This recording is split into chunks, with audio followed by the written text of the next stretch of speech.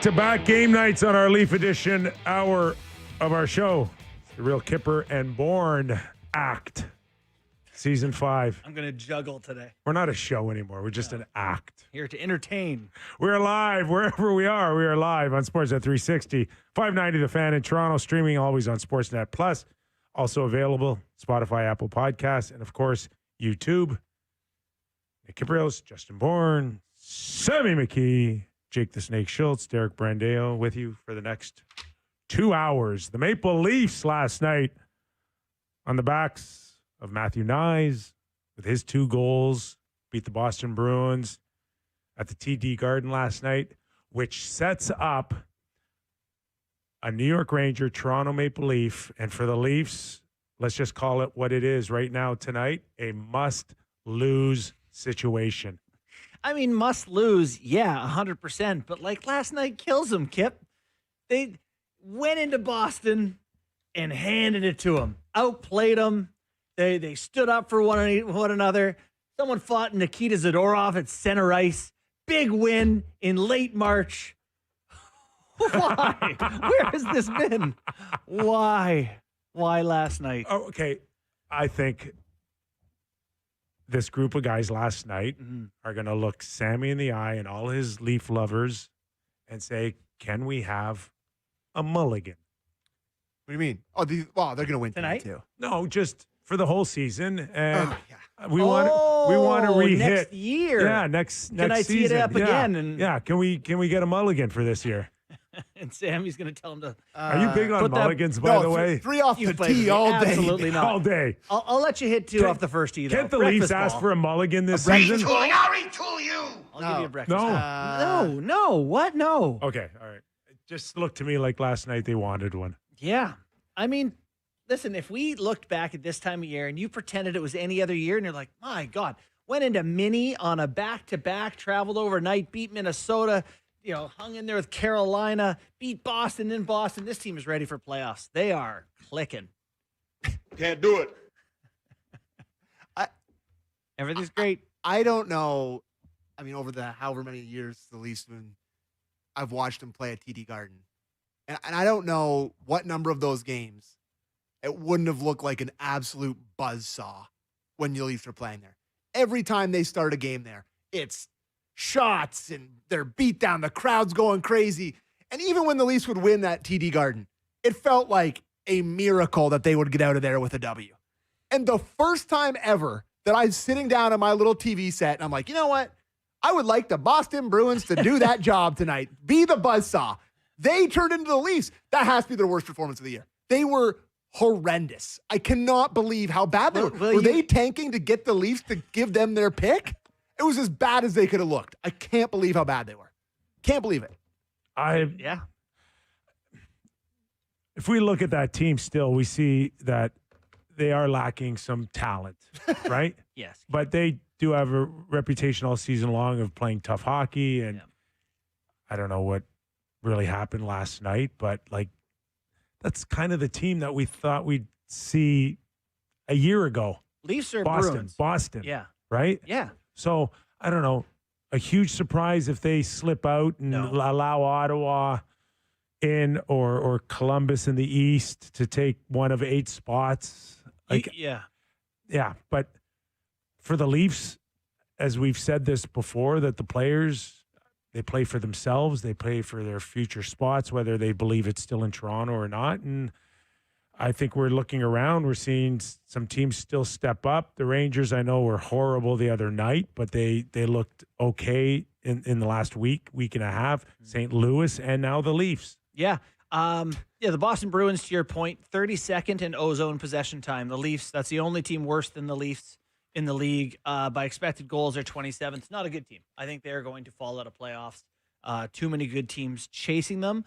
But I will say, last night did make me feel better about the future of the Toronto Maple Leafs in a few ways. I think Easton Cowan remains looking like a good player. Matthew Nyes, for all this talk about knee, looked fantastic. And then even Dakota Joshua, to me, who, say what you want, doesn't beat anyone up, but he seems to recognize that people are looking to him to show something at the end, and he's trying. So Okay, those are good things. The Tank out of town scoreboard last night is a killer. Well, thank God, though. Go ahead. Well, yeah, but if you find a way to lose that game, like the Blackhawks won last night, Jets, Florida Panthers won, St. Louis Blues won, Devils won, Predators won, Yeah, everyone Flames behind won. you won. You gained nothing. But it was just, But you also didn't lose ground to them in the tank off. I can't help but keep going back to what we talked about yesterday, right at the end of the show, when Sam Reinhart is out for the Florida Panthers for no reason. Lundell is out for no reason. And who are the two keys in that game last night? It's Matthew Nyes, who was excellent in that game, so much so the coach talked about how great he was in the game. And it's Anthony Stolarz, who you just have the absolute green light to not play. Mm-hmm. He takes a shot in the throat, goes to the hospital, have to call up the emergency backup. Any organization that realizes where they're at in the standings and what's at stake, he's not playing that game. You're putting in Hill to be in there. You're putting I'm shutting him down the whole season. You went to the hospital. You're done. Okay, You're done. You went to the hospital. And it's just like they don't realize how bad they are and what position they're in here. Like the coach is still talking about it being a big win. It's but see, this is what Kip was talking when you said they're I love the line. I'm using this for the rest of my career. He said at this point you're independent contractors. Everyone is playing for their next contract, wherever it is, whatever. That includes, because you didn't fire the coach. Yes. And that includes the GM. Yes. Who they need to finish with as many wins as possible. But to say it wasn't that bad. Okay, but there's no way that Berube's thinking or Tree's thinking that if we have a hot stretch to end this season here that we're going to keep our jobs. There's no way they're thinking. Berube, you are your record as a head coach, and he will take it to the next team. Whatever they're feeling is like almost irrelevant at this point. Whoever's making those decisions right now are probably making them for their pride and less so on what we truly know is what's the best for the team. Mm-hmm. And that's the what problem. the best for the team would have been to unload a few more guys, sit a few more guys out, and try to get the 5th overall pick. Mm-hmm. And I know it. I just didn't want it to come in the form of players looking like they've quit. Yeah. And they're not doing that. And I didn't expect them to, but you can't make it easy for them to also steal unnecessary points for you. Yeah, the GM's job here is to try to keep them from doing that. I'm for the fake-looking tank. They're right there. They're right there. They're right there. 4 points. They have 11 games. They have 10 games to drop 4 points. And it's malpractice to keep trying to win. There's 10 games left. It's such a short time to do it. Just a few weeks. Get Akimov up here. Shut down Nyes. Act like a smart organization. I beg of you. If they get a chance to draft top 5, it's a new face, it's new blood, it's new hope. Well, and by the time you want to be good in 2-3 years, they're relevant, right? They're 21 in their 3rd year. They're someone who's, It'll help for sure. Rather than picking 2-3 years and then the kid's 18. Yes. And not only that, where's Austin Matthews and where's Willie at 33, 34 now before this guy is starting to feel good? Right. You can point to this kid. All right, it's his 3rd year in his league. He should be helping us now. Now, one thing I caught your reaction on, as I said, Matthew Nyes had a good night, and you gave it a... You were in his throat. Well, let's listen to the coach first on Matthews Nyes' performance last night. I thought Matthew Nyes was really good tonight all around. Just that goal was a huge goal for us. Just the power he presents and strength and skating that he can. I thought he was really good all night, though, for us. Did a lot of good things. Okay. And they had to perform for the mentors, too, right? They send the mentors down there late March in Boston. They had to perform for them, too. Show them what's up. The look that you caught when you said that was the look of, don't ever mention that you're hurt or that you got something hiding. Bugging you. Okay? It still bothers me that you could talk like that as if you need it as a safety net or something, and then you could still look like you did overpowering Lowry. Yeah, and that's a big defenseman. That's a big, strong defenseman where you made him look like a bag of feathers. Like, That is I didn't see a weak knee there. Did you? I didn't see a guy favoring anything there. Did you? I saw a refrigerator going downhill. Like, just stop. Silky myth. Oh, that's so gross. Everybody. Can we not trade him, please? Everybody stop with a he must be hurt narrative for some of these guys. And really, it should start with the player himself. Agreed. Okay, that's all. Yep. Nope. I loved everything else. Loved the shorthanded power. Yep. The reminder of, hey, you watch that goal. That's why teams either called or the Leafs are inquiring on making it a huge, impactful trade if they move him, because that's a wonderful example of what you could possibly be trading for or keeping him to build on the future. All right, let's welcome him in. Craig Simpson, voice of the Toronto Maple Leafs all season long. Good friend of the show, a good listener. Simmer, how are you, my friend? I'm good. That looked like a young Nick Kypreos. Oh, my God. Junior. How young? Simmer. Yeah, in junior, exactly. Just beating everyone to the puck, out-muscling everyone, and just great hands around the net. That was my first thought, Nick, when I watched. Oh, I appreciate it, pal. I appreciate it. That's a beer for sure next visit we see each other. Overall, I mean, so much talk around here, Simmer, about what kind of lineup should they be dressing, and if it's in their favor to try to get a 5th overall pick, not. But as a player, and we've been in this situation, I've probably been in more than you, being on, contending teams, your career and winning cups. But just in terms of, what is best for this organization moving forward? How would you handle it? Well, it's such a difficult dance. And, I dealt with it my first 2 years in Pittsburgh, and we didn't have any success. So it's very different than this year. And I've listened to you guys all year, and you talk about the expectations of, the team that won the division last year in this motion, and now with 10 games left, it's hard to comprehend. So I don't think there is a script that you've sort of laid out. A lot of teams that are going through a strategic breakdown or a reset have had the play in mind, knowing, okay, we're not going to be a very good team this year. I don't think that was the case at all. So I do think it's been fly by the seat of your pants going, oh my gosh, how did this happen? Where are we? I think what you do see, and last night was probably the best example of it, of players, as you said, Nick, independent contractors, but they're also teammates. And I think what you saw last night with your mentors in the building is what you have to be an NHL player. And you got to have damn pride about what you have to do and how you have to work every night to be a pro. You're not going to be going with your sister there or your father-in-law or your uncle or your grandfather like Brandon Carlo and not do everything you can to be the best player you can be. And, those are the instincts that get those 23 players to the NHL where some other guys aren't able to find their way and get there. So that's what you're battling with. And as much as I know it pains Sammy to see, where was this earlier on? And I don't think there's any question, guys, that, the galvanizing moment of Gudas on Matthews, maybe if that did happen in November, that could have been, a eyes wide open reality for the players that we got to become a team. We got to learn how to play together. And unfortunately, it's too little too late.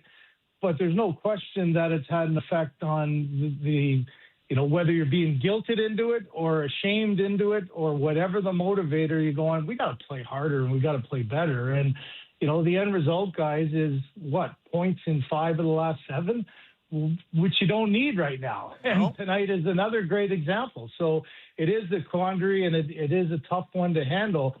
But I just think it's the instincts of what you have to be as a player and say, I sucked this year at times, or we did as a team. And last night just seemed to be a confluence of all the positives and goods that you'd hope you would have seen all throughout the year with this group. So, and we'll get JB's thoughts in this as well and Sammy's, but last night was a look, as we had mentioned, and you just mentioned, that you would have liked all season long. And Simmer, like that look last night was from I hate doing this, but I'm going to do it anyways. But when we played, that look last night was from game 1 to 82 or 80 back then. Right. Okay, it was just it was a constant. You wouldn't have looked twice at last night's game with anything that we would have gone through the regular season. Now, you were a skilled guy. I was one of those guys that you would look around the room and you could feel like what you could get away with and what you couldn't, because there were 6 or 8 guys that you knew on your team that would have your back. And the Leafs did not have that this year. So where was it lost for you? What is it the most? Just they didn't pick the right guys, or the guys aren't just willing to do it anymore? Like, but why didn't we see this more often this year out of this particular roster? I don't think it was ingrained from the beginning with the core group of players. Like, the core group of guys don't necessarily have that personality, right? Like, and I think that's where it falls off, that it's not the mindset of, okay, you know, I looked at Callan last night. Okay, Zadorov's bigger in that, but you know what? He's now got the confidence of, you jump in, you might get hit a few times. You're typically not going to get hurt, because that fight's not going to be a real fight. He didn't even get 5 minutes. It wasn't really a fight. You know, that's just knowing that I got to do something to show that I care about you. And I would say that has been a bit of a fault. And, you know, personalities bring a lot of it. You know, you've got a quiet core group of leadership in the Leafs, and maybe it doesn't get transferred right from the beginning of camp that this is the way we have to be if we're going to be successful as a team. And let's face it, you know, you've had moments, you look at the core teams that are winning each year, and if I'm a player, you go, there's a commonality. It's a pack mentality. And, you know, my captain in Pittsburgh to start out was Mario. Mario didn't really have that in him, or even the understanding of that, Nick, until he came back from the 1987 Canada Cup. And that guy came back an absolutely different man, because he played with the game's best players. He succeeded at the highest level. He got a look that for the first time of just how damn hard it is to be a great player and to win. And he came back just a completely different guy. You know, I got traded early in that year, but it was his first Hart Trophy and his first Art Ross, and that's by no coincidence. And it takes a while then for even a team like Pittsburgh to build that culture of, okay, Mario suddenly is a different captain, and Mario is a different guy that understands those little things, as you say, Nick, that your fourth line guy knows that even his first line guy is going to jump in if he gets run. Like, it's not about just the third or fourth line guys protecting the big guys. It's everybody jumping in together. And there's nothing wrong with getting beat up every now and then. You know? I know it. And it's fine. You know, I think of jumping in against Brad McCrimmon, who's going to beat the heck out of me. Enrico Ciccone, remember him? Oh, yeah. That was my last one. He nailed Derek Plant, who was a young player in Buffalo, for him. And, you know, so what if you get hit a few times? But your young guy has got to know that an old guy who can't even skate with his back's got to know that you got his back. And so that's what I loved about last night. And I quite honestly, you guys tell me, maybe it's just because I'm more aware of it, but even watching the 15 games last night, it seems to me, since the Gudas-Matthews incident, that was so publicized about the lack of response. And everybody knows, you know, Toronto media, it's a national thing. It was around the league. You have other teams talking about it. You have Brady Tkachuk talking about it on his podcast and all that. Even last night, I think it spewed other teams around the league to be jumping on things that, quite honestly, aren't all that egregious. And watching about 7 of the 15 games last night, I can count 5 or 6 instances that I go, that usually doesn't happen. And I think it was a trigger point for every team to go, oh, yeah, like where's our guidelines with our team? Where are we in terms? And I do think it was not just for the Maple Leafs, but I do think it was a bit league-wide. I think that's also a great thing for hockey. You know, it's fun for fans. Well, it brings the passion back, right? Yeah, absolutely. That's a big part of it. So, you know, looking at this team and where they're at and wondering, like, God, it just feels like everything that could have gone wrong this year did. And I wonder, like, okay, if you ran it back, you hit the reset button, what is this team? Would they have been this bad if, you know, 9 out of 10 times? Or is this team really not as bad as their season was this year? And I'm saying that, Simmer, looking at next season, Because, God, there is still going to be Matthews and Nylander, and this Cowan looks pretty good, and this Nyes kid's pretty good, and they got some veteran D, and the goalies are, I can talk myself into the playoffs next year. Well, with additions and changes, but I want to get Simmer's take for where he thinks they're at. Well, I think like every weakness, look at even how hard a team like the Ottawa Senators, which have been, a pretty good group and a pretty good team, when they didn't get goaltending early on and they had question marks. I've listened to you, Justin, numerous times say, look at Sammy's having a heart attack with Stolarz coming in last night and probably won the game for them, even though they outshot him for the first time.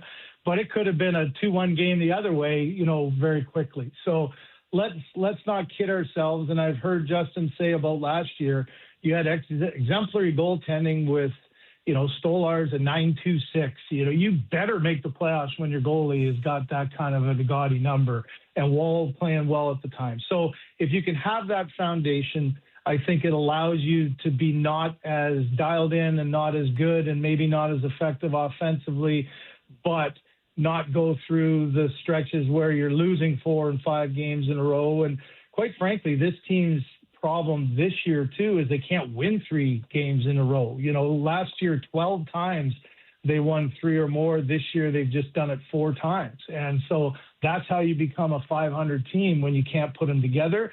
And let's not kid ourselves. If you have that confidence in goal, it allows you to protect yourself from some of your weaknesses. Because if you're looking, Nick, and saying, can they be a playoff team next year? You know what? A lot has to change for that to happen, and you have to make some deft moves or some good signings. But if you have a foundation that suddenly your defense is a little stronger and you know how to defend, I don't know if you guys have a short memory, but do you not remember the first couple of times I was on your show showing the cross-seam passes in the defensive zone that teams were scoring on the Leafs? And it was just like, what is this? Like, where did this team learn how to defend or not forget how to defend all of a sudden? And I think that's what kind of gets you off on the wrong foot. And, all of a sudden 25 games in, you're a 500 team and you're chasing it the whole year. Simmer, no one will ever dispute how talented they are in the nets between Stolarz and Joseph Wall, and we've seen it in the last 10 days from both of them. But, it's just the reliability and the trust factor of them being there. Is there any part of you, if you were in charge, that would or wouldn't give them another chance, the two of them, next year?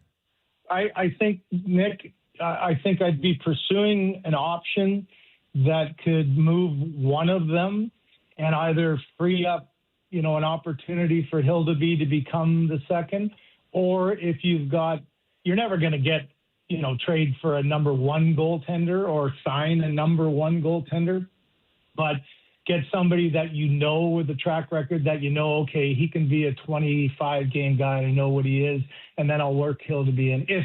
If I can do that and fill a spot that we need help with, whether who knows how good or productive Craig Tanev is he even going to play again? Or Chris Tanev is he even going to play again? So I think you have to look on that back end and say, I got to shore something up. So, Nick, I think you probably agree. I'd be pursuing an opportunity to move one. Yes. But given that, and if it doesn't happen, and you're not just going to give that away for nothing, or a 4th or 5th rounder that's not going to help you, if you can do it, that can help you in a key defensive position, I think you do it. But you might be forced to say, listen, we're going to have to take half this year and say, run these guys back. And you know what? In a perfect world, if they both perform brilliantly, that gives us some leverage come later in the year, trade deadline, that maybe we can really make a difference and get a good deal. But I think the onus is on trying to make a deal that plugs a hole somewhere else, because I do think you have a little bit of depth there, and I think it's worth the opportunity for Hildeby to be a number 2 behind one of those 2 guys. Simmer, I can't help but wonder too. I don't know what's going to happen with the coaching position, and none of us do, but I can't help but look at Columbus. They make a switch, and all of a sudden they are what they thought they might be, or even better than it. And I know Buffalo didn't change a coach, but they made a change to leadership where they got the team's attention. I am curious how much can change or what changes. Like, you've been in these dressing rooms enough to know that like a coaching change year over year can have a significant difference with the same players, and trying to figure out why that is. I think fans don't understand why it can be so dramatic at times. Well, I think if you know anything about human dynamics, different people respond differently, and different coaches have a different methodology of putting their message out. And there are some that connect with the masses, and some of those same that connect with the masses might miss, different type of personality and people. And so I think when you get caught into a situation where the messaging is just not working, and, it becomes a real blanket, a lead blanket over everybody's personality, their energy, their confidence, and you replace it with, Bones' personality. There's a reason why he circulates and has been in the game so long, because he's got a repairing type personality that can build you up when you feel down. If I was going through a struggle and I had an opportunity to talk to a few people, if you talk to Rick Bowness, he's going to identify with what's ailing you and maybe have some messaging to really help you and give you some advice to get yourself out of it, just from a personal perspective. So I do think, Justin, there are certain, coaches that might not be able to continue it for the long haul, but come into a situation where a team just needs that. And he's got that in the sense that he's got the instant respect of the guys because he's been in the game for so long, and because he's coached so many different personalities and skills and people, and he's had, success at levels as well. But you've got their attention there.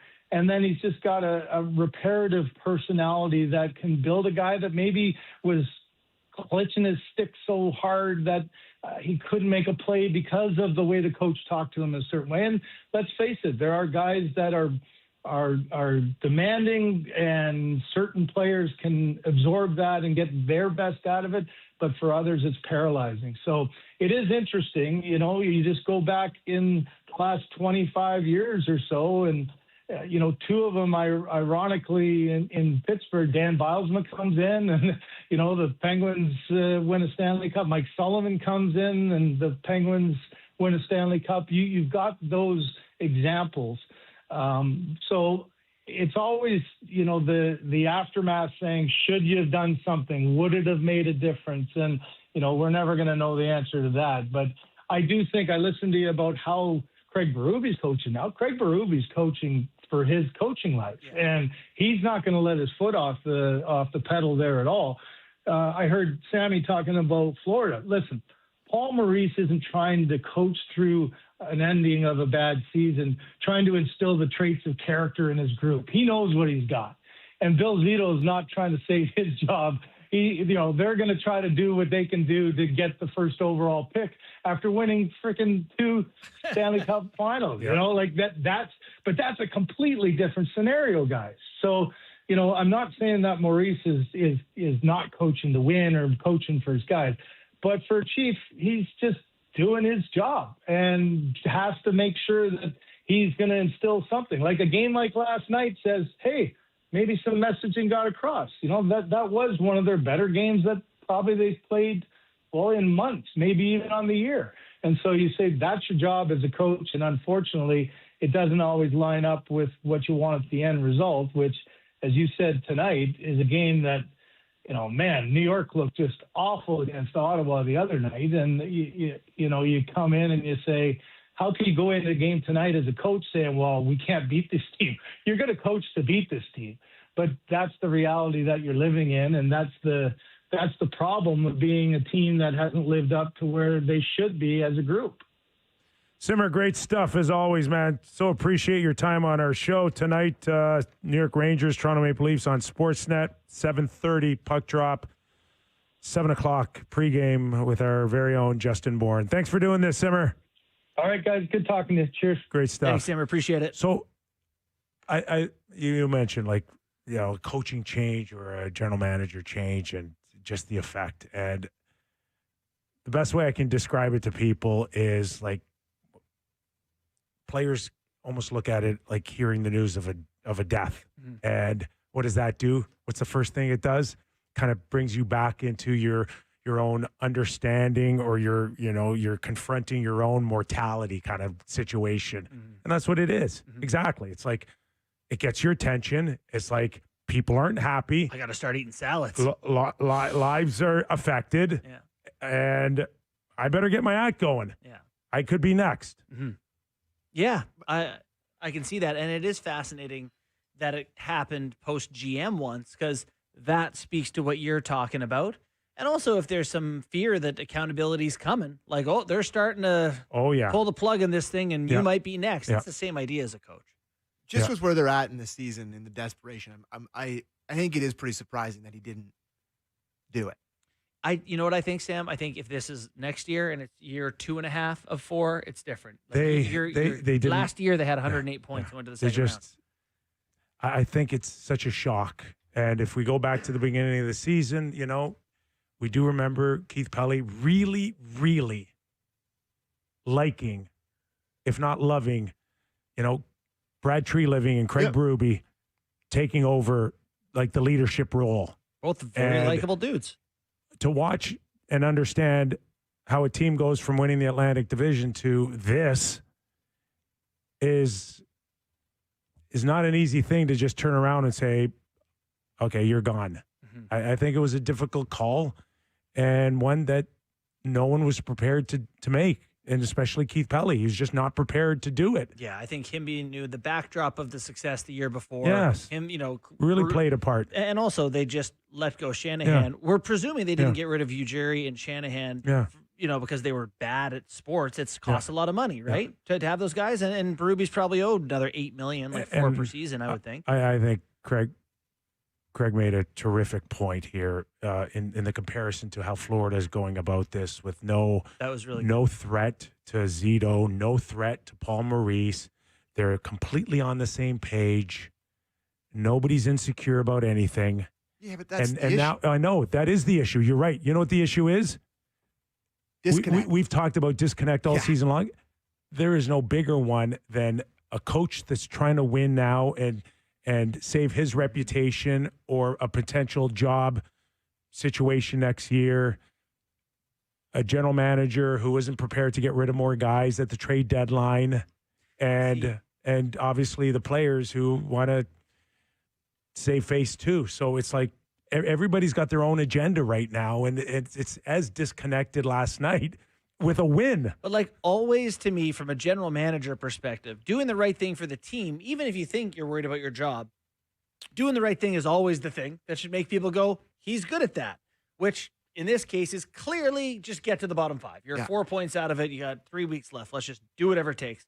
That to me would look better than winning down the stretch and being like, see, we're pretty good. No one's buying it. Yeah. Berube, you're right. His motivation is to win. The players are motivated to look good. It comes down to, what's the old thing from Moneyball, where they basically took the manager's toys away and said, you're going to play with these toys now. That's kind of what Tree would have to do. All right. Yeah. And it doesn't feel like there's no toys being taken away. No. We should probably talk about Cowan, because we didn't really talk about it a ton. So we'll talk about that after the break. Okay. And mailbag? Sure. But the Cowan thing's more pressing. I got a few questions for you, but we'll do the mailbag. There's a lot of meat on the bone here in our Leaf Hour edition. Back after these words.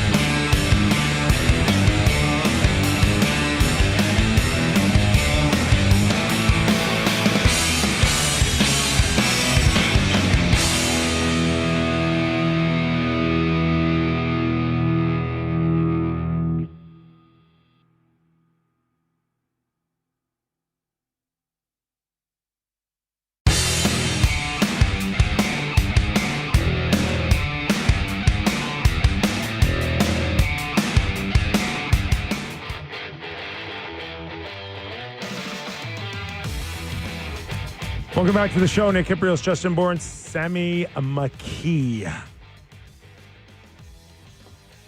Jays just announced their opening day roster.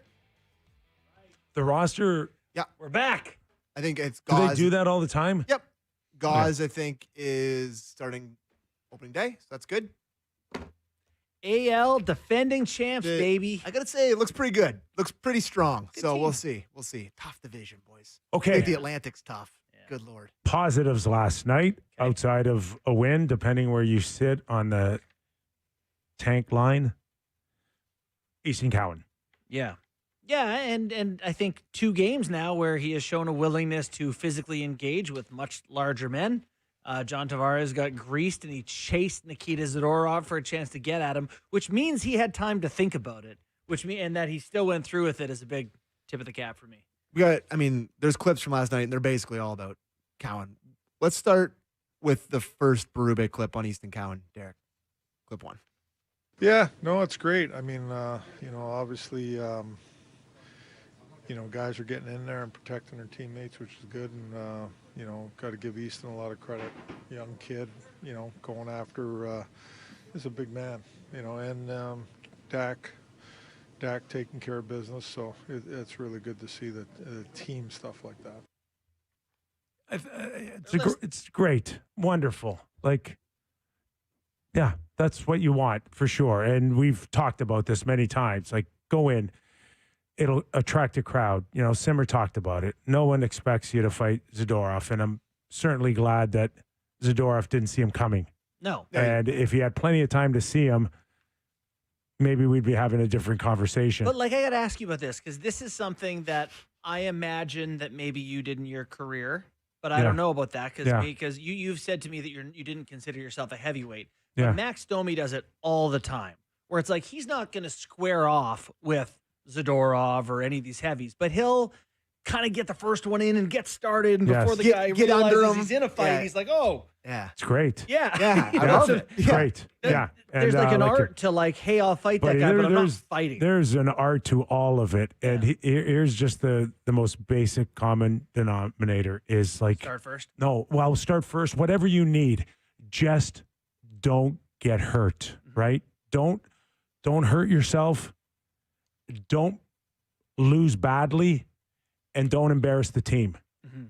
And that's it. And so what advice would you give me for that? I was going to go play that role. How do I avoid getting hurt? How do I not lose badly? Just get in early, tie up hands. You grab sleeve, jersey, anything. Hope your teammates come in. Just bear hug them. Yeah, you're looking for the ref. And look and make sure your line mates or your defense partners at the time know that I'm not doing this. I'm not squaring off. We're not going to center, and I'm not putting on a show. I need you to come in as quickly as you can to help me out. And if it gets to the point where you're actually dropping punches, then you run the risk of bringing somebody in too late, and they're the third man in. Mm-hmm. So the whole idea is to also not get ahead of yourself, start throwing punches where someone can't get in. If you're in a scrum, and it looks like you're holding on, you may be holding on until someone else can get in there as well. Right.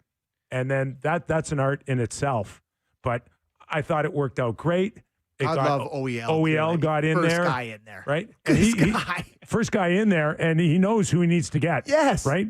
He knows that dirty Cowan hit. still, Distance. the other thing that was abundantly clear to me is how small he is, guys. Well, Zadorov's a freak. No. He's tiny in this whole battle, okay?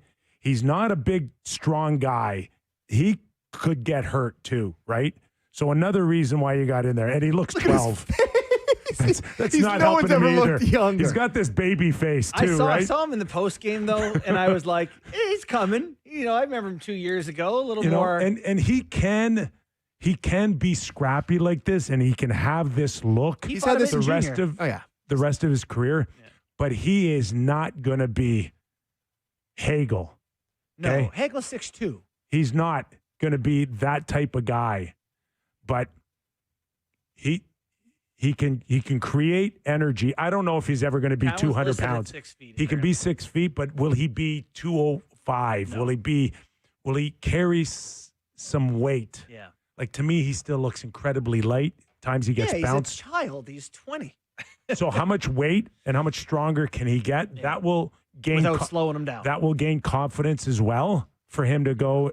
But like for Cowan to be that guy now every once in a while to fight, like I mean, yeah, it should be Matthew Nyes. Yeah, no one wants Not- Cowan to fight. Not Cowan. But you do want guys who are willing, Yes. and that's the end of the sentence. And listen, Guys who are he willing. came in through the Hunters program in London with Dale and Mark Pleased. He knows. So did Mitch. He knows. Not fighting anyone. You know, Cowan's got a little bit of the.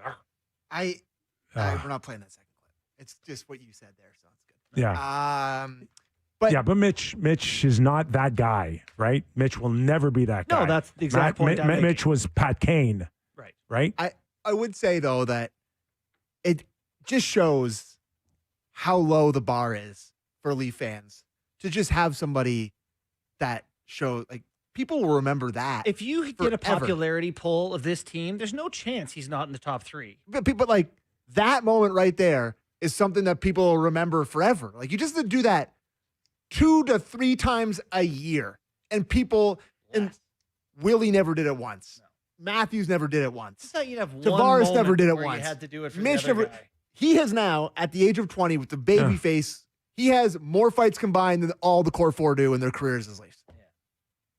And he's 8 years that old. showed maybe the most leadership all season long Like maybe, last night out of Cowan. Let's listen to You the remember clip. that the "Is this anything" meme? That's still the Yeah. Cowan. Is this something? Is this a guy? Is he a leader? Let's do John Tavares clip 1 on Easton Cowan.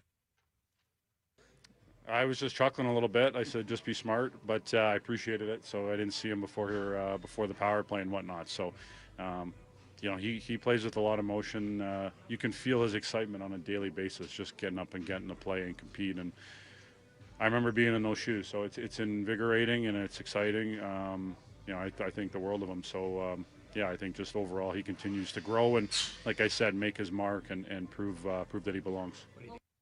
That's I mean, first, somewhat interesting John Tavares clips of our whole show's era, but I thought that was nice. Likes him. Yeah, that's great. I mean, it's Yeah, listen, it kind of goes back to what you just said before. Like, you can't have Tavares, Willie, Mitch, and Austin not have any of that for 10 years and Zero. expect to win. No, you're right. at the end of the day. Can't right. have 4 of them. That- you can have 2, Yeah, but you can't. Maybe even 3. totally. But That's the smoking gun of the whole 4 era. is It's gonna the- be. I was just gonna say it's gonna 4 be. is the death of this decade. Would you say that's the defining Yes. feature, the thing they're missing this whole time? Yes. That's been it. Yes, In and the it core. just needed one guy. And as many times as you can go, we got you Noah Chari, or we No. They needed one of them those guys, to have what Easton Cowan had last night. or what McKinnon has, or Sid has, or Something. like a. Something, just that edge. Mhm. Not waiting for those guys that you mentioned coming in a trade at Because the those last guys second. can win. Like Phil Kessel won cups. I know I use that as an example a lot, but like you can win as a good player who doesn't have it, but you have to have Yeah, it around you. Phil won when he was not Phil out of Toronto. Well, he won because he had. Yes, he was a third liner. He almost won the Conn Smythe the first year they won the He cup. was very good. He was unbelievable. That line, Bonino, him, and Hagelin. No, come on, please. But he was unbelievable. He was good, but he was not a star. He just needed to fit in. You're having Not having that debate. you're having circumstantial memory here. Like he was amazing for them. Like it was the All conversation right, between him all and Sid. right, all right. Let me look up his. I'm a Phil Kessel defender. I'm looking it up. I'm looking up his playoff numbers that year. No, we're doing doing it. mailbag. I'm doing it. Phil All right. Kessel that year had 22 points in 24 playoff games, 10 goals, 12 assists. All right. They That any good or no? They don't generally give Conn Smythes to third line players. Oh, the next year he only had 23 points in 25 games. He was no good. He's good. He's good when nobody expects anything out of Oh, him. they just won the cup, man. Was Sid honestly, anyways. Don't just have him lead. That's all. Assuming Brad, this is from Zach on Twitter. Assuming Brad Treliving and Craig Brubery are gone, who would you guys pick to replace them?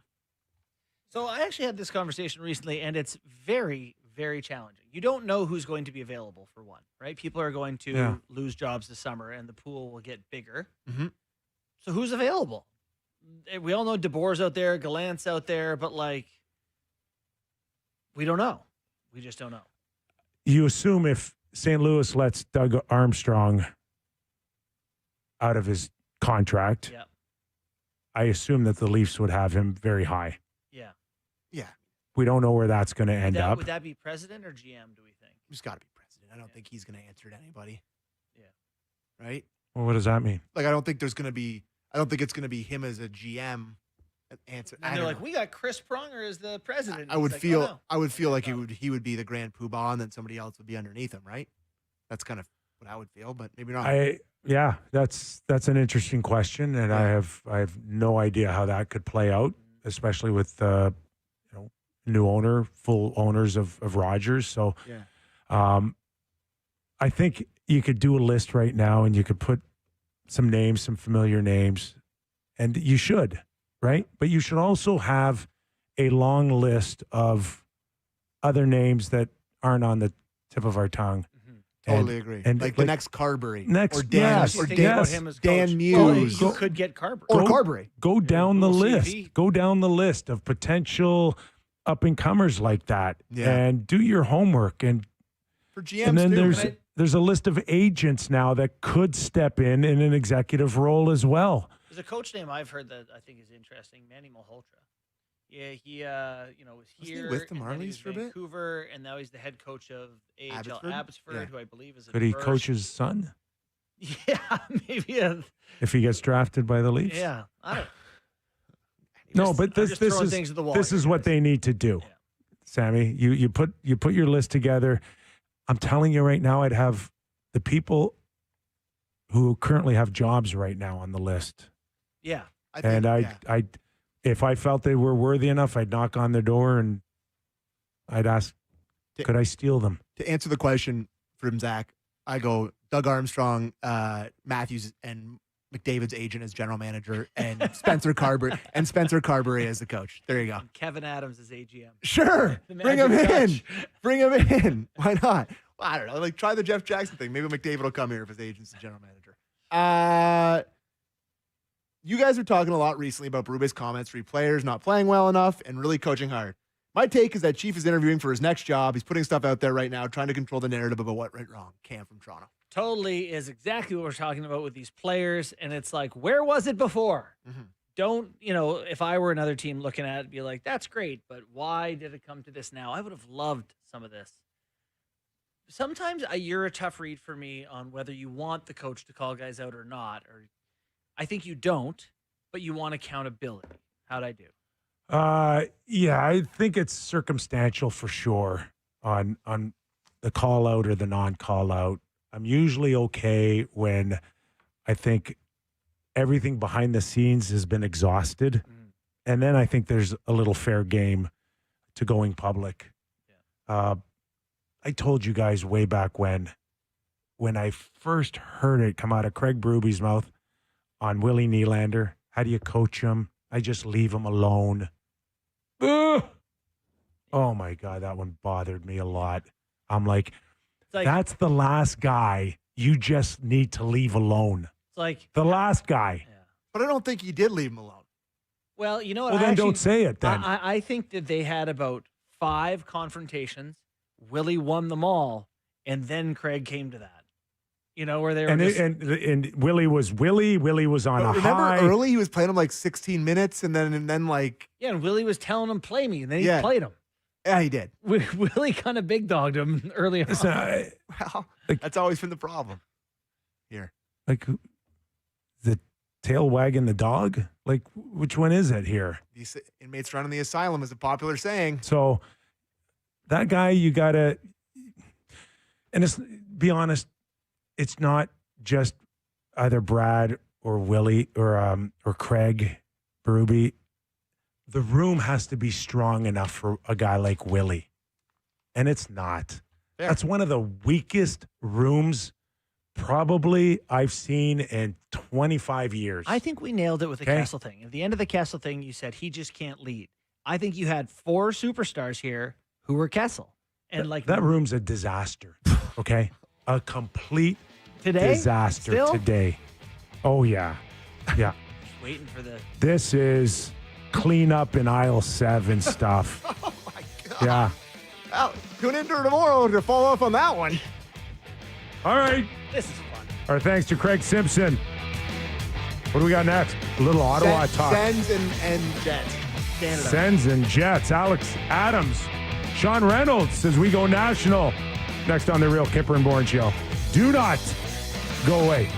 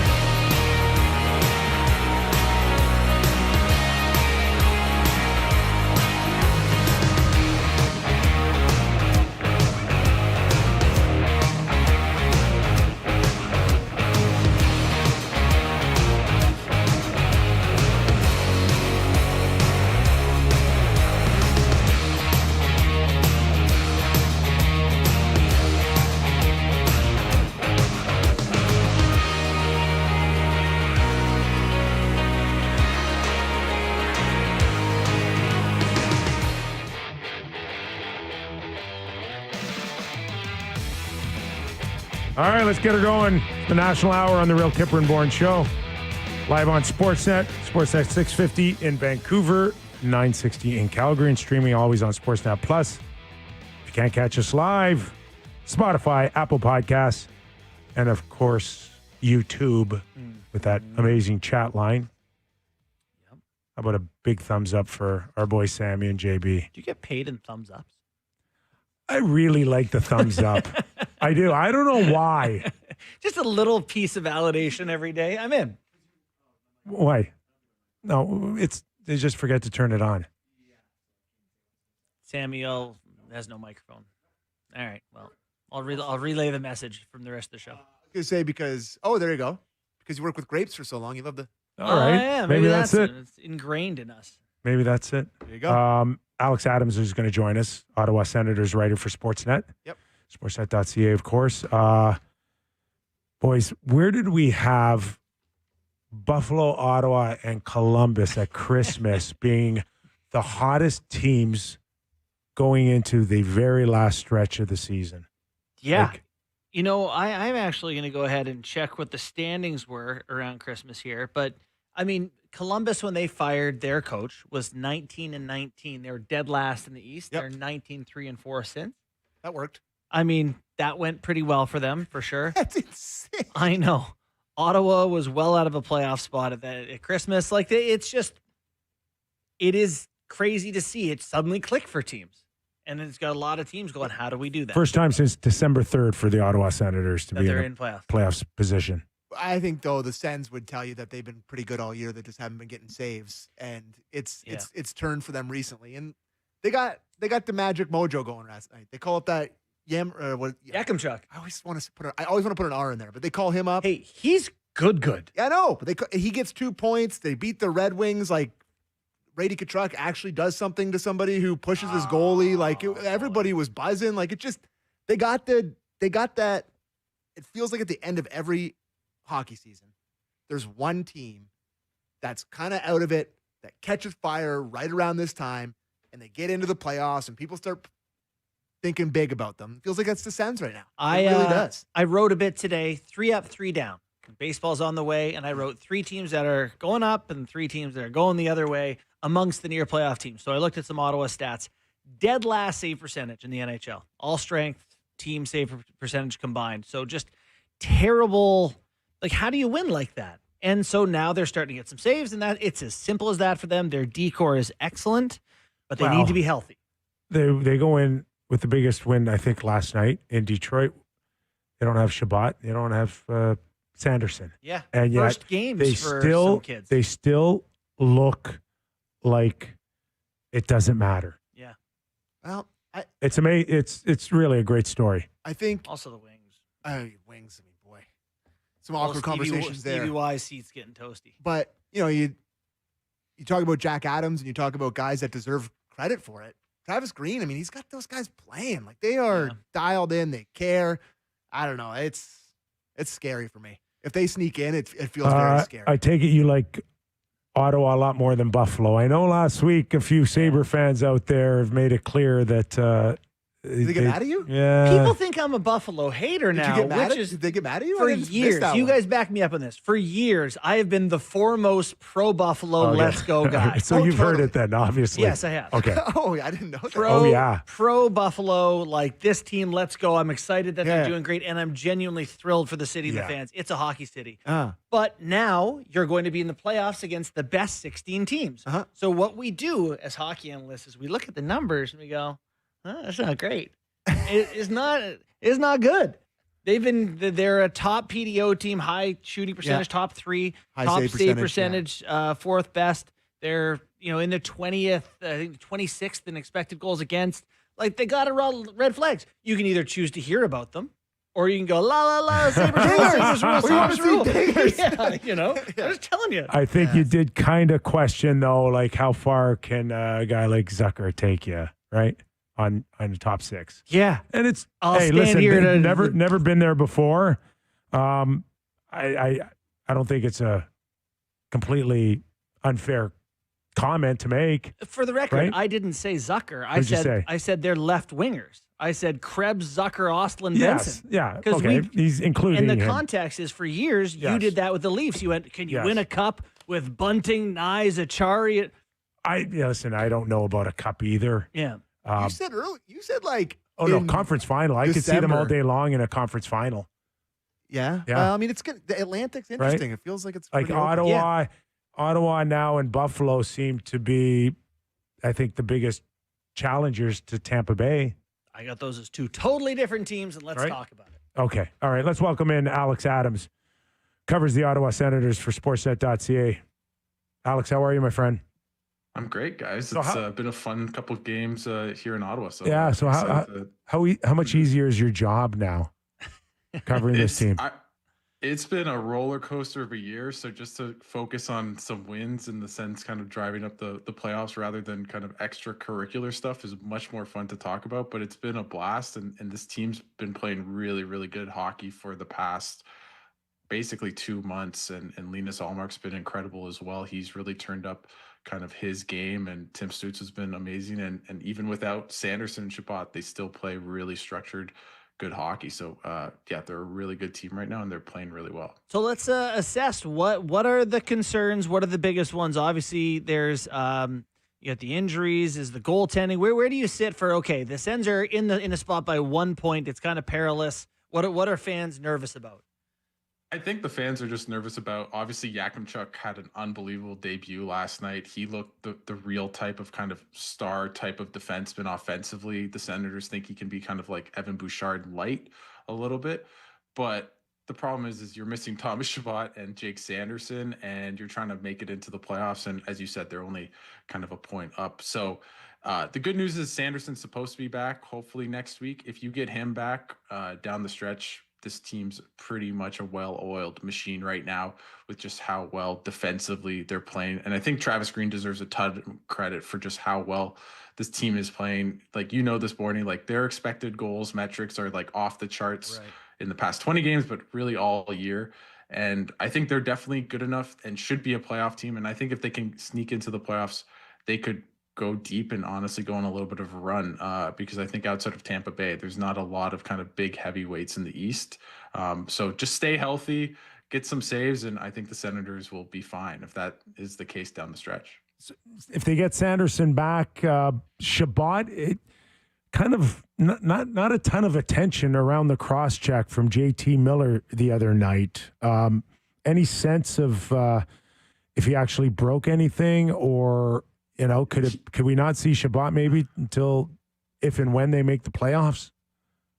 He was seen with a cast after the game in New York, so All right, that does not sound good. That sounds like maybe if they get into the playoffs, maybe he can be healthy. I don't want to speculate. I'm not a doctor, and I don't have anything kind of hard kind of evidence, but that doesn't seem like something that he's going to be back in a week. Travis Green said he's out for a while. I think that's right. I'd be shocked if he's back anywhere before playoff time. And even then, I think that will be a question mark as well. So the Sens kind of, I want to get your sense for them as like a playoff team. To me, they kind of have a bit of like hidden scrappiness. Like Claude Giroux's not a tough guy, but he plays a competitive game, right? He's feisty. Well, that kind of goes for Greg and Cousins and the other Cousins. And like, there's just a lot of guys on this team that kind of have a little bit of bite to their offense. Ridley? Yeah. Nasty. They're a really interesting team that way, where they lead I think according to Sport Logic, they lead the league in puck battles won. So they love getting on the forecheck and just imposing their will on teams. I think Michael Amadio's like just an unbelievable player like that. But Dylan Cousins, he can get in a fight. Ridley Gregg loves to kind of stir the pot, as a lot of Leafs fans know. Obviously, Brady Tkachuk, he fought it for the first time in that Islanders game and really just kind of galvanized his team. And I think that's part of why he's been a bit up and down this year, is just because until the Olympics, he wasn't allowed to fight. And I think that kind of gets him up for the fight, no pun intended. So, but they're a scrappy team. Like, they basically have not played a bad game for 2 months, and they're in the fight every night. They don't give up. They just really love to kind of compete. And I think even Tim Stutzel, like, he loves to kind of snarl at guys, give guys cross checks.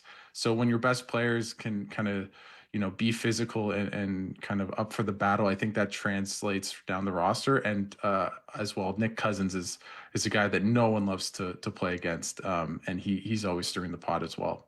A guy that I really like a lot is Drake Batherson. And I think he's eligible for a new contract as early as July 1st.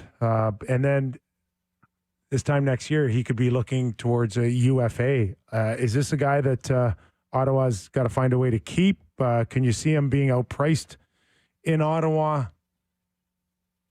I think for Drake Batherson, it's an interesting conundrum for the Senators, because I think, I know Drake a little bit. I think if the Sens gave him the offer that he felt was right, I think he'd want to stay in Ottawa. He's been here for almost a decade now, which is crazy to think about. But yeah, he's in that place where he's not necessarily, that elite kind of 80-point guy, but he's on pace for 30 goals and almost 70 points, right? So is that in this new market, is that 8 million, 8 times 8? Like, that's a lot. They just gave Shane Pinto 7.5 million. I would say Shane Pinto in a lot of ways is more important than Batherson for this team, just because of how good he is at shutting down guys. But that's kind of your comparable. And the good thing is the Senators do have cap space, but they're a small market. Do they want to invest a ton of money in a guy like Drake Batherson, who's really skilled, but, can be a bit perimeter oriented at times? So they're kind of in this, I think that's going to be a really interesting negotiation. And if the Senators feel like the price is too high, they're also in another bind, because the team's ready to win now. You don't want to trade one of your best top 6 players now when you're on the come up, when Brady Tkachuk is 2 years away from free agency after this year. So I think Batherson is, and what happens with him long term, I think will really set kind of where Steve Staios is kind of looking at his team, and what, maybe in a sense, how all in he is for next year as well. So the Brady Tkachuk conversation is one that, it's similar to the one we have here with Matthews, which is like, all right, couple years left. USA just won. They took some flack from us mean old Canadians. What do you anticipate happening with the captain there? Is it tough to get a read on his long-term future? I think it's tough to have a read on it. I think, winning cures all, right? Yeah. If the Senators go on a deep run this year, if next year they're kind of close to that contender type of elite team, does Brady Tkachuk want to leave that? And does he want, like, what's necessarily the better place that he's going to be going to?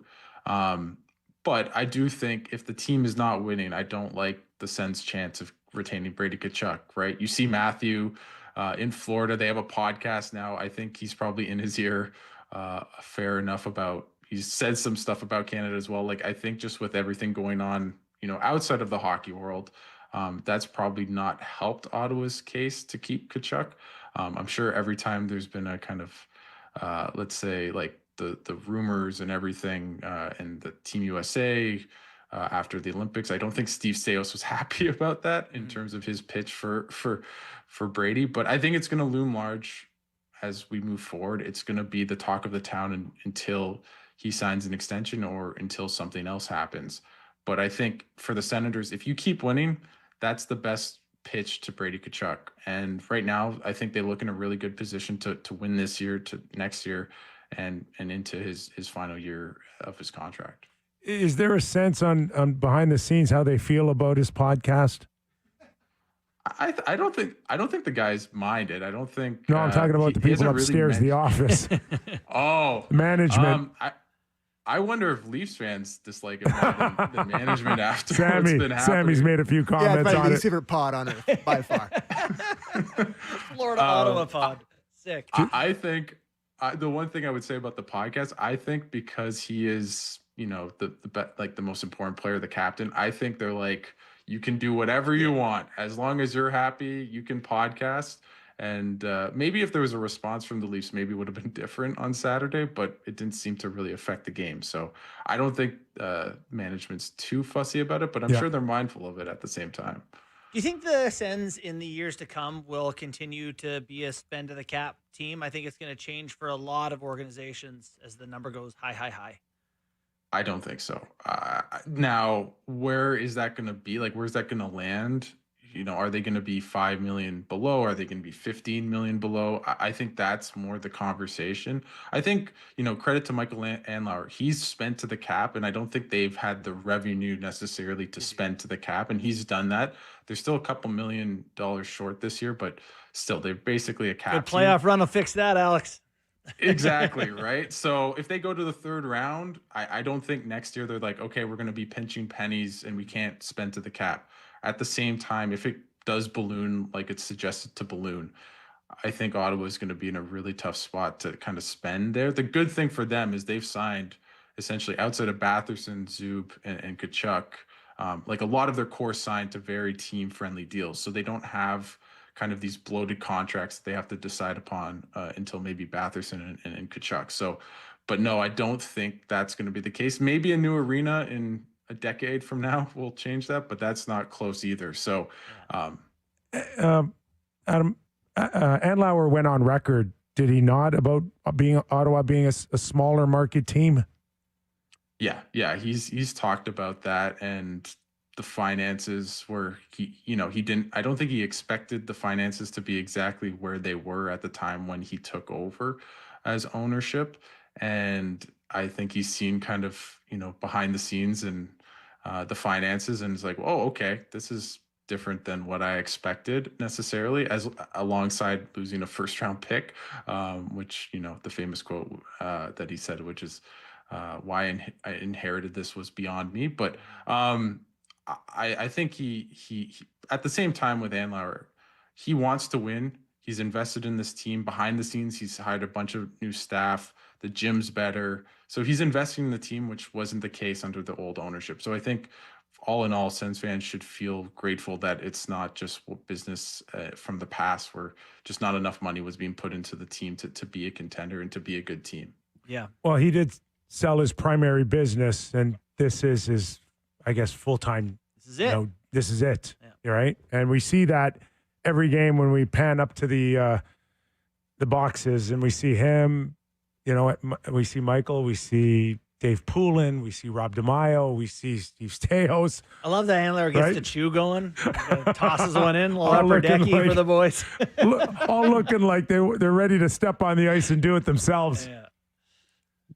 It's funny. He's at almost every game. Like, he's there. He's passionate. Really nice guy. Like, very jovial guy. He'll say hi to you in the hallways. I really like him, and I think it's just been good to have kind of steady ownership. People talk about, the nickname for Steve Stajos is Steady Steve Stajos. I think that's kind of applies to the ownership as well. It's just been much more calm behind the scenes, although there has been a lot of drama this year for the Senators, which just seems to never escape them as well. So hopefully that can end, but Ottawa's never dull and never boring, apparently.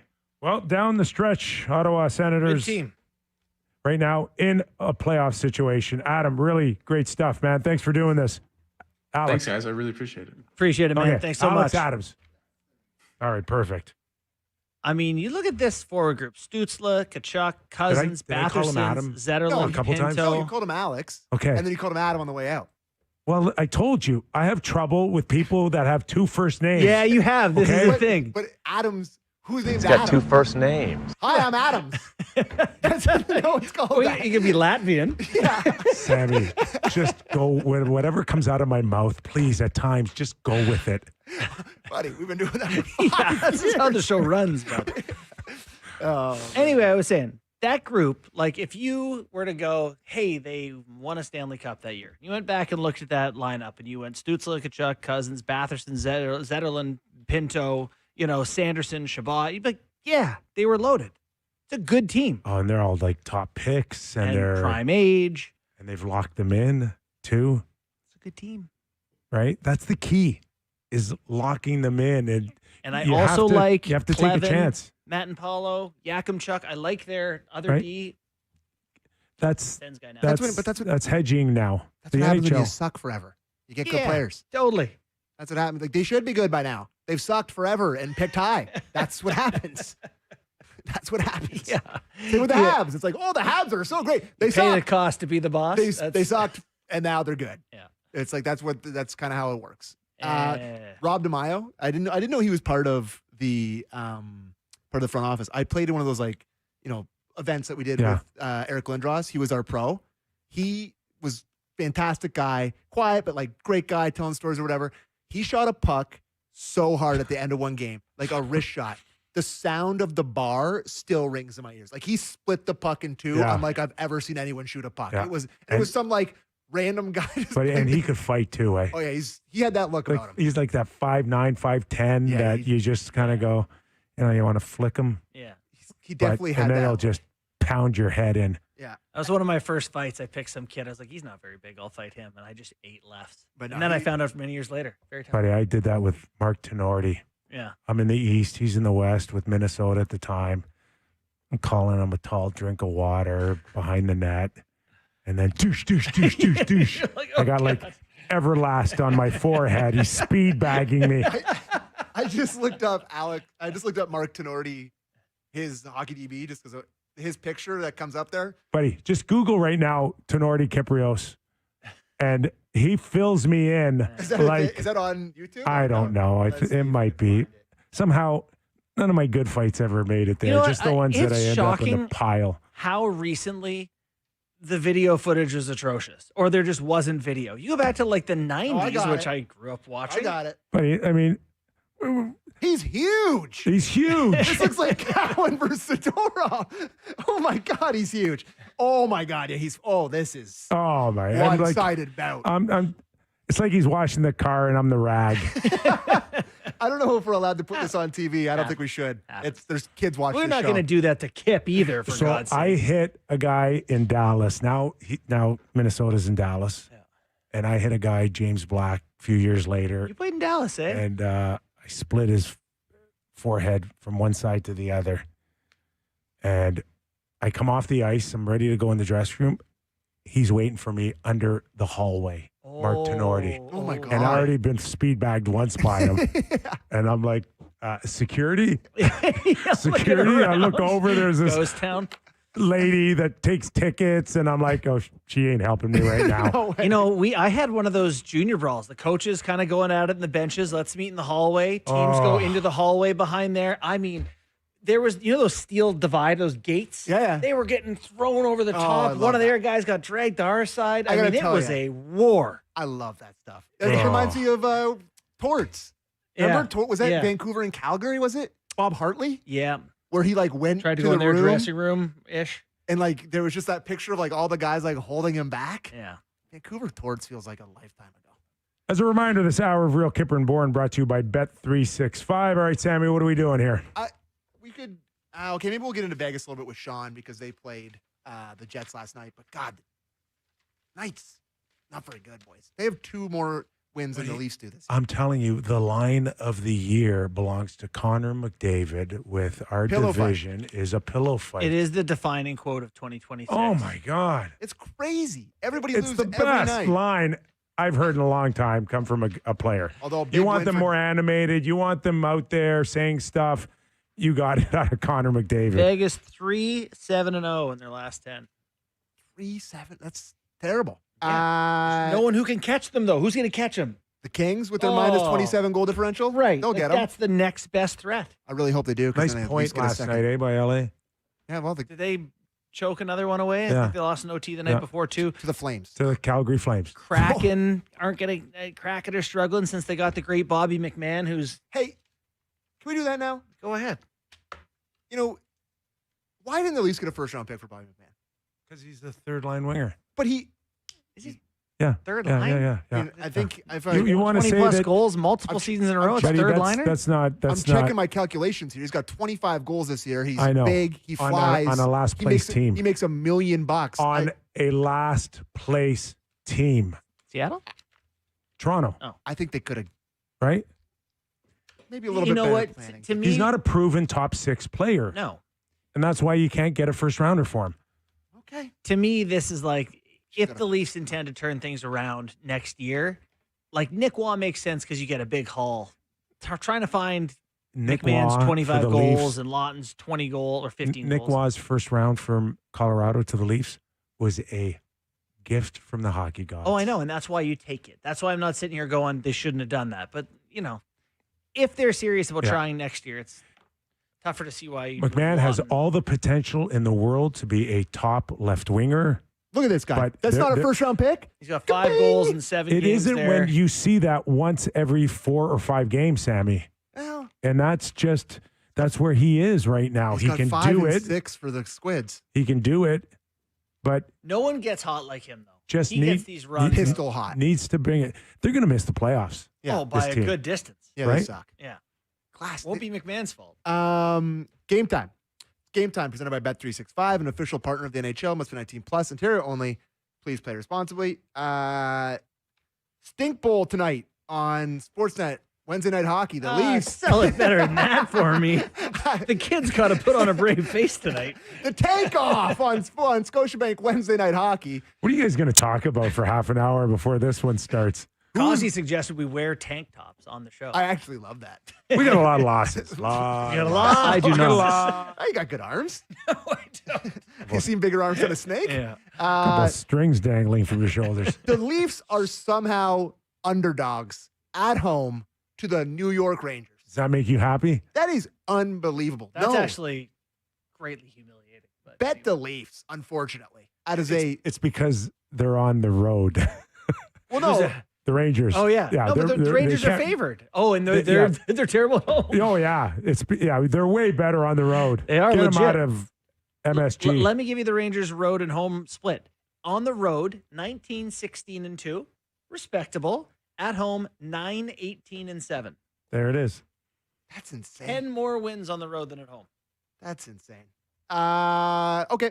That was Game Time presented by Bet365, an official partner of the NHL. Must be 19 plus. Ontario only. Please play responsibly. Okay. Jets talk. Jets coming up. talk. After the break, our very own Sean Reynolds will join us. Is there still life 5 in Winnipeg? points out of a playoff spot, boys. Just 5. How bad is the West? We're going Atrocious. Oh, my God. on Jets talk. They're kind of the West Leafs, so you nailed it. Okay. Back after these words.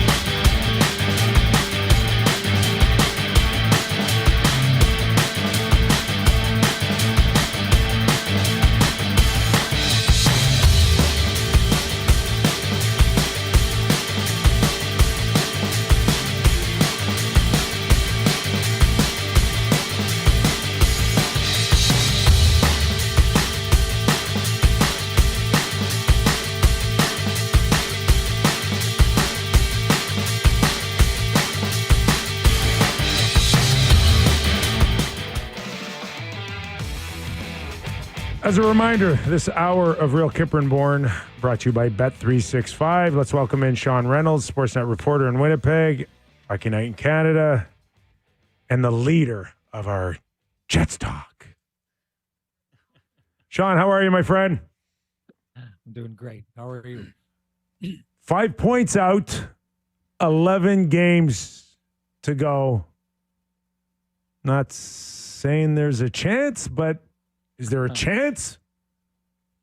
Based on what you guys, I hear you guys were talking about the pillow fight that's happening out here in the Pacific. That kind of sums up the West. Like the Winnipeg Jets had said some time ago, they weren't going to give up on this. They felt they had the opportunity to kind of fight their way back into this. They thought they could play some pretty good hockey, but that they'd need some help. And boy, oh boy, have they ever been getting help. Like, it was a great line someone gave to me the other day. It's not so much that the Winnipeg Jets are rising towards the playoff line. It's that the playoff line is falling towards them. Like when they were coming out of the Olympic break, I had it basically calculated around that time. It looked like it was going to be about 93 or 94 points was going to be that 8th place spot. So the Winnipeg Jets had about 5 losses in them.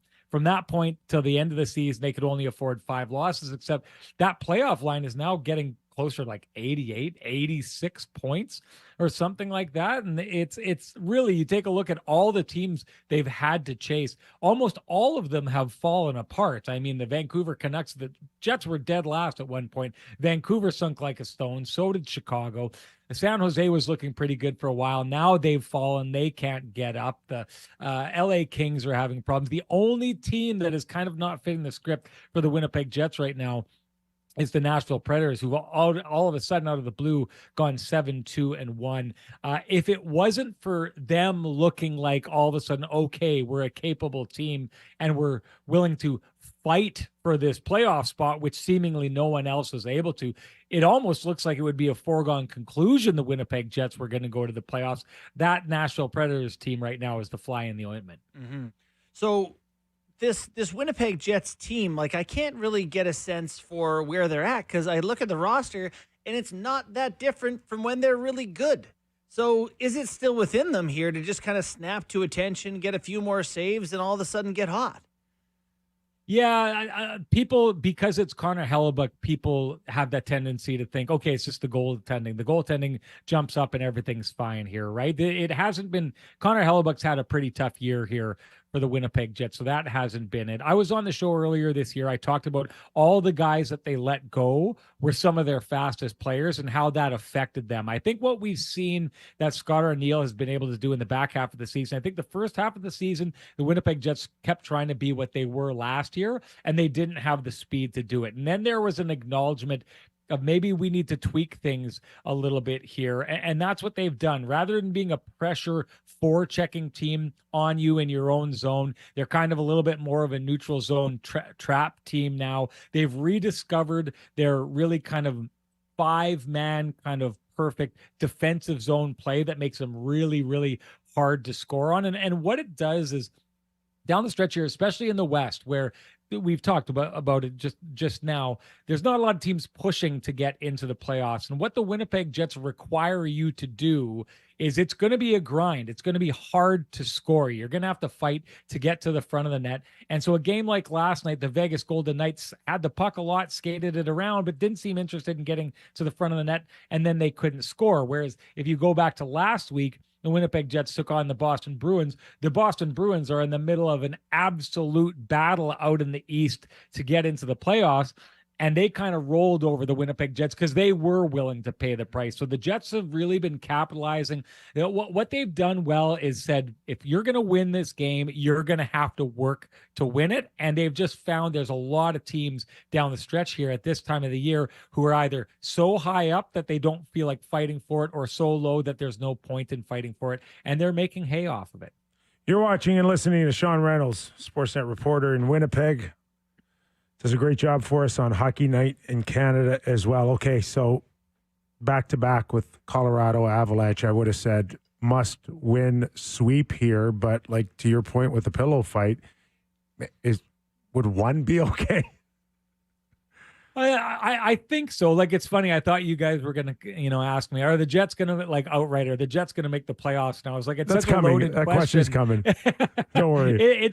It's a loaded question because I could sit there and say everything that they're doing looks like they're giving themselves a shot. They've been closing the window at a pace where they would catch that playoff line right at the end of the year. So I could come on your show here on Wednesday and say, oh yeah, the Jets, they were giving themselves a real good shot, and then play their next 2 games, lose both of them to the Colorado Avalanche, which no one would be surprised. And then if Nashville wins one of their next 2, they're up 7 or 9 with the Jets having 9 left to play. That's too big of a mountain for them to climb. But I'll say this, the Winnipeg Jets have been giving themselves a chance. They played the Colorado Avalanche, who were playing a little bit off from everything that I was reading from their press clippings and what their coach was saying. And they clipped the Colorado Avalanche. It was one of those games where the Colorado Avalanche were clearly the better team, yet somehow the Winnipeg Jets found a way to win. And that's another thing that the Winnipeg Jets have been doing really well, is whether it's with offense or with defense or timely scoring or kind of rope-a-doping teams. They've probably, since the Olympic break, by my count, have like 3 or 4 rope-a-dope games that they had no business winning that game, and yet they somehow found it out. There's a veteran savvy to this team. You don't win a President's Trophy without it. They're rediscovering that, or at least very much using that down the stretch, and they're finding ways to win games. It's a cliche, but it's what the Winnipeg Jets are doing now. So if they hired me today and I replace Kevin Cheveldayoff and they say it's yours to run for the next 11 games, Hellebuck's not going in net. We're taking guys out of the lineup. I look into this right now. We're talking about them making the playoffs. Sean, they're 3 points from a top 5 pick. This is a team, they're not going to win the cup this year. If they just are bad for a few weeks, they can they're going to have a great chance at Gavin McKenna or a superstar here. Sean, you are talking to 2 of the kingpins of tanking. Tank Nation. But the Jets are in a better spot than the Leafs.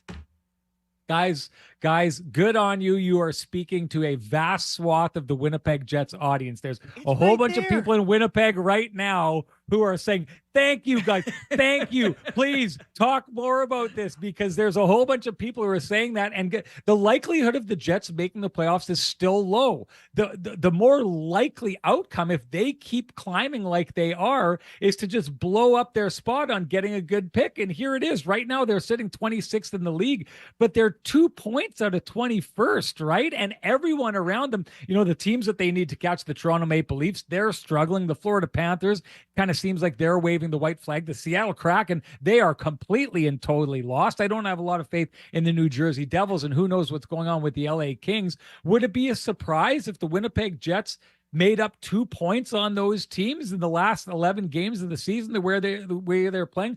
I would fully expect it, but it still is a long shot for them to make the playoffs. By the Avalanche and then be done? Well, that's just it. But here's the deal.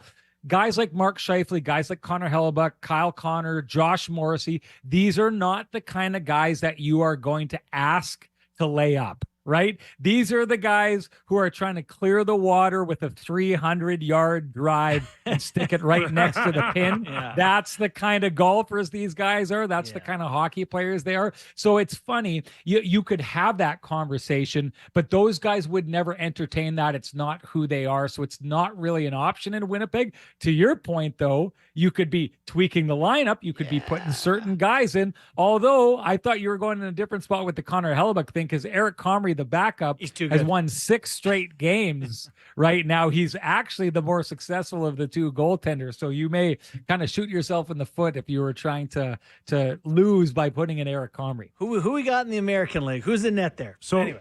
Sean, part of that tank conversation, especially with Sammy and JB around the Toronto Maple Leafs, is a coach that's trying to save his job, right? In Toronto with Craig Berube. Is that what's happening now with Scott Arniel? Can he be in a position right now where a strong finish could enable a lot of people to say, yeah, let's stick with the program here?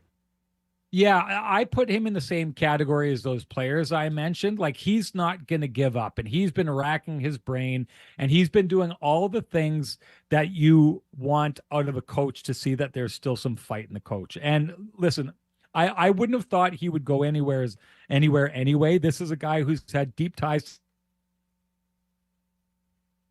to the city of Winnipeg for a long time. He was Mark Chipman's coach with the Manitoba Moose years ago. There's deep connections there. Kevin Cheveldayoff has been said in the past by his owner to have a job for life. They prioritize loyalty in Winnipeg. I get outside market journalists coming to me being like, how is Kevin Cheveldayoff still the GM of this team? And it's like, you just have to have a conversation with Mark Chipman, and you know that he's not going anywhere. Scott Arniel is a guy that I thought was pretty safe regardless, but he strikes me as a coach who has a lot of pride in the fact that he hadn't had a shot for about a decade, comes in, wins a President's Trophy. He hated the idea that people were going to be out there thinking that he just lucked into a team that was coached up by Rick Bowness, and that muscle memory carried them to President's Trophy. He wanted to figure this problem out. He wants to put them in a situation where there's belief for next year. He's doing it within the room. I think he's probably doing it up towards management as well. You know, it's not hard to imagine a world where they're much, much better next year. It is fascinating. So their deadline to me was, I guess it made sense. It wasn't really clear if they were going up or down. How has it played out not having Stanley and Shen? Well, I would have thought they would have been kind of, the Wolves would have moved in on the sheep, right? Like, that's a lot of back end beef that you're letting go. 6'7" Logan Stanley, I think he's around 230 pounds. Luke Shen, big, strong guy. Two of those guys who have been handling a lot of the fighting duties for the team so far this year.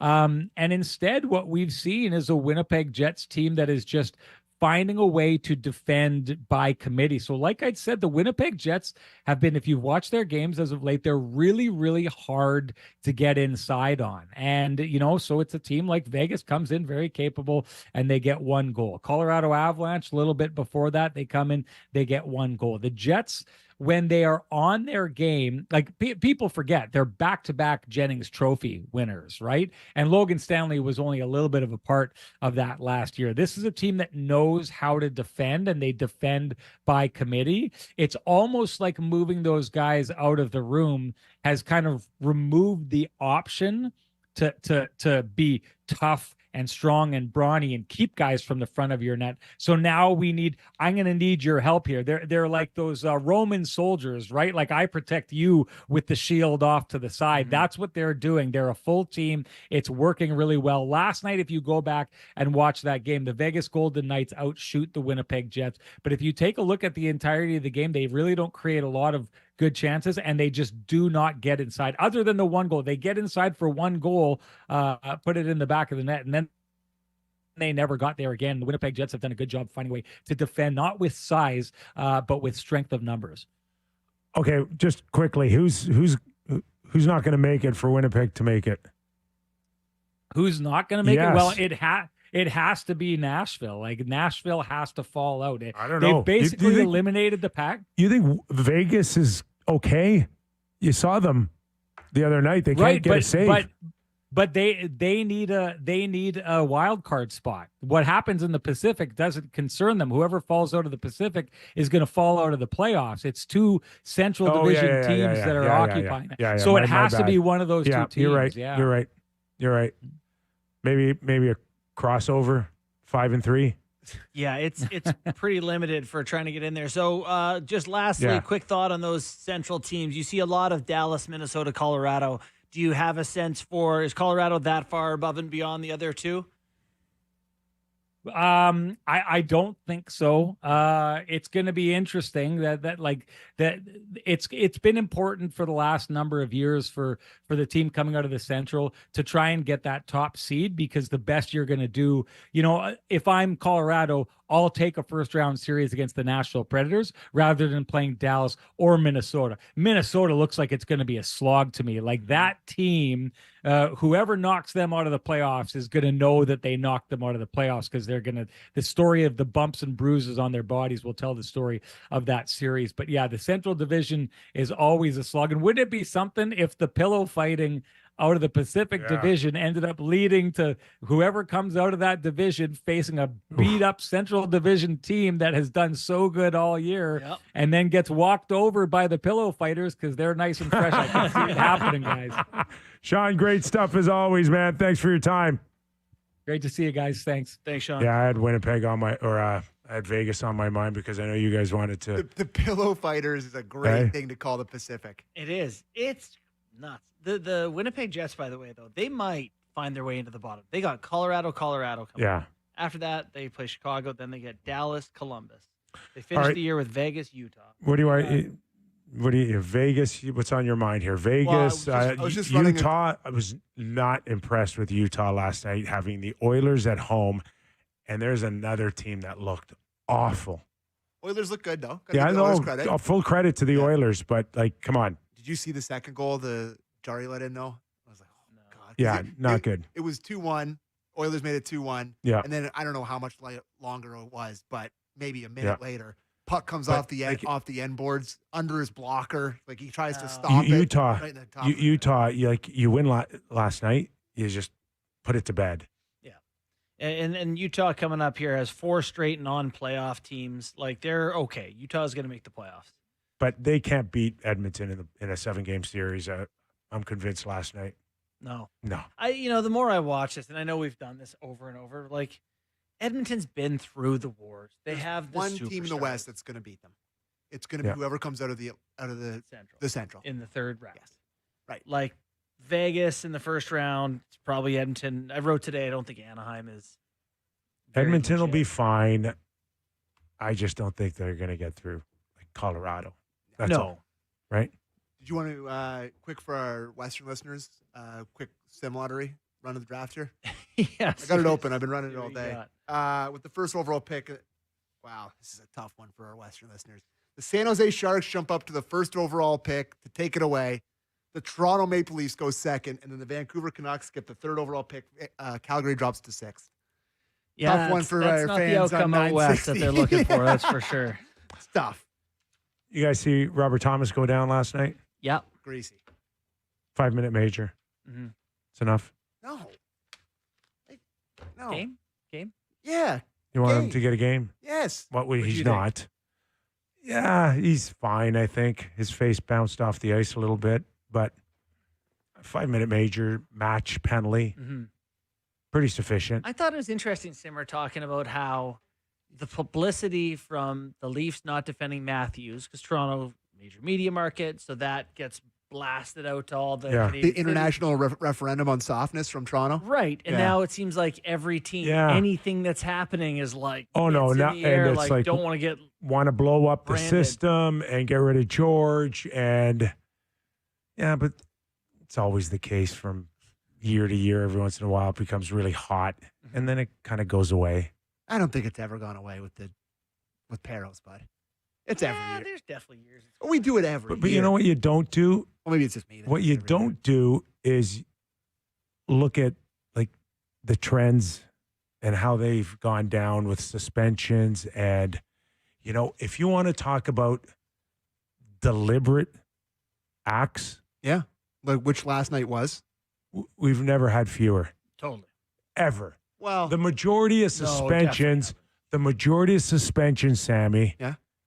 are accidents, not because guys are trying to kill each other. sure. It's not. Yeah, but I think a lot of people would argue that we've had less suspensions because He's not suspending people. yeah, like, there's been No, there's been that's not lots. true. Well, there's It's been not lots of things true. that have been fines It's over this season cleaned that should up, have Sammy. for sure. I'm not saying Okay? it has. But Listen, we I don't watched want hockey it- my whole life. I understand that it's cleaner now, but we want it perfect, right? We want guys to play at a very high level and not get suspended and show any disrespect. And it's like, No, you what just- world are you living in? you just want guys to get suspended for suspendable acts, I think and it's inconsistent. I think that's it. You could No. argue. No, it's Okay, it's what- been Kipper, cleaned up. There's no. It's been cleaned up. I'm not going to sit here and argue with Kippy No, League it's okay. offense. Don't Like, I'm just not argue. gonna Just do it. give me It's just- points of how you Well, there's been I don't think it's improved. Well, there's been tons of times over our whole show where guys have gotten 5K fines for something that another guy got suspended for. For example, Pierre Engvall accidentally whacked Sean Dursey on the top of the head. the softest guy in the history of the league who's never been suspended for anything gets a game suspension. And then Jacob Trouba rips around and slashes a guy in the face and he gets a fine. It's like, the inconsistencies are what drive people crazy. And sure, you can say it's cleaned up. Yeah. Obviously, the game's a lot softer than it used to be, no question. But just because there's less suspensions doesn't mean it's just because he's not suspending guys. That's how I feel about it. But that we'll always have that no matter who's in or who's making the decisions. That will always be the case. There's a minimum number of We are every talking year about that the has big to happen. picture where we go, someone's going to get killed or this is just, it's like just stop with that narrative. I'm okay with you want to argue whether or not a guy gets suspended 1 game or 2 games. It's fine. That won't change. But I'm not going to reward George Peros and the league for it becoming a softer game. It's at the grassroots. You get suspended for 10 games for fighting 3 times in the OHL. It's not because they're making it a cleaner game. It's just the game's changed. It's not there. I'm not giving them credit for that. Are you? Well, I mean, I give the It's ultimately overall the players. system credit. It's the players. It used to be, when you think of the brutal. Rafi Torres headshot era. Oh, my God. It was the Matt league. Cook. Like, you had these guys that were really inflicting pain. Patrick Coletta. Yes. It was the league that stepped in and made changes once the players wanted changes made. The only changes from here on in is if the players get together and they go, hey, let's suspend ourselves longer and take more money out of our pockets. Who thinks that's a good idea? Oh, me as a clean player in the league? Yeah, I'm in. Yeah. Can we suspend these morons who keep doing this? Because I'm not getting suspended. But the softies like you, there's not enough of you, buddy. Buddy, have you watched hockey? Buddy, no chance. You The guys, softies are we have our own union. The tough guys in the room will look at you and you will cower. You won't. We will the meek shall inherit the earth. It's fine. We shall outnumber you Not in a time. chance. The players are going to suspend themselves longer and take more money out of their pocket. It ain't happening. They're fine with it. Okay. I got a hockey game to do. Bye. Have a good one tonight. Rangers, Toronto, Scotiabank Tank Hockey. Bowl. Tune in. Our thanks to Sean Reynolds and Alex Adams.